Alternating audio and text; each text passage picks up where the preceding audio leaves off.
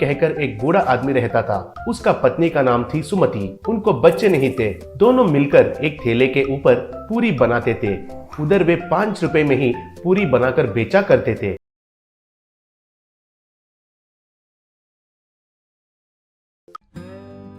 उधर ठेले के पास एक डब्बा रहता था। आने वाले उस डब्बा में 5 रुपए डालकर पूरी पूछते थे। तब संजय उनको पूरी देता था।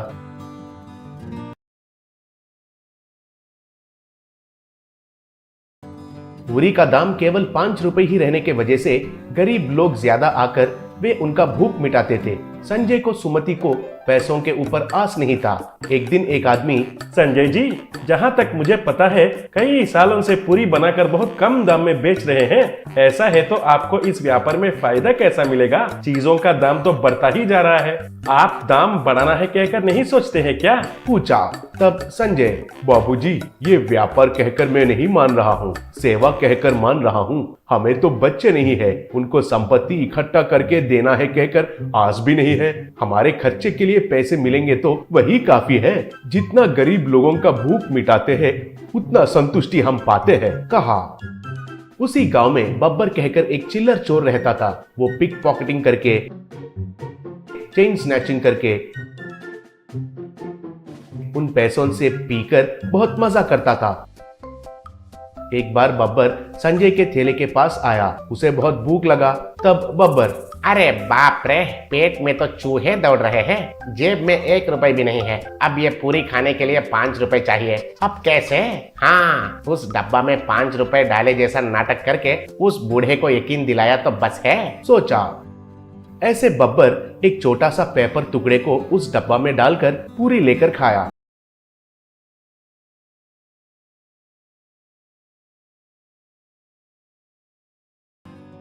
ऐसा वो हर रोज उधर आकर पेपर के टुकड़े को डब्बा में डालकर पूरी खाने लगा।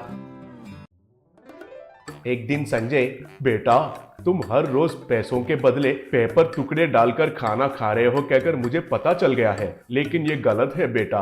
एक दिन कहे तो ठीक है, लेकिन ऐसे हर दिन आकर खाओगे तो कैसे बताओ? हमें पैसे नहीं मिलेंगे तो इस ठेले को कैसे चलाएंगे बताओ, कहा।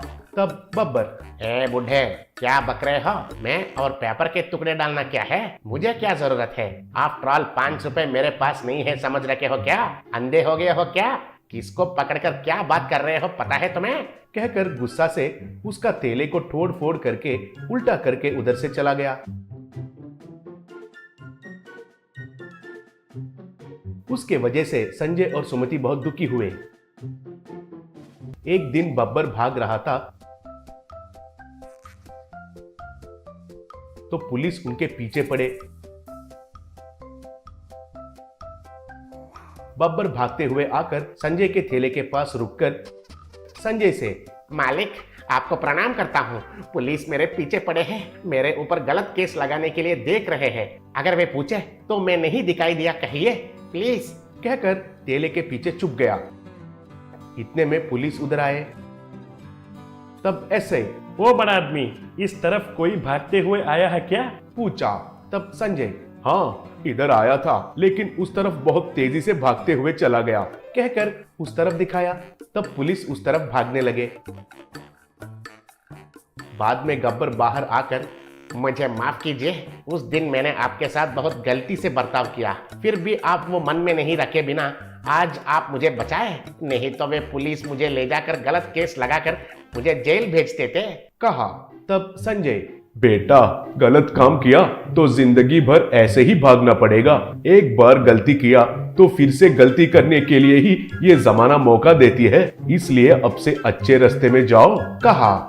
तब बब्बर, आप तो सच कहे, मैं एक अनाथ हूँ, क्या सही है और क्या गलत है कहने वाले ही नहीं है, इसलिए ऐसा चोर बन गया हूँ। अगर आपको कोई आपत्ति नहीं है तो मैं आपके पास ही काम करता हूँ, एक नया जिंदगी शुरू करता हूँ, कहा। ठीक है बेटा, हमें वैसे भी बच्चे नहीं हैं, अब से तुमको ही भगवान ने दिया बेटा समझेंगे, बोली।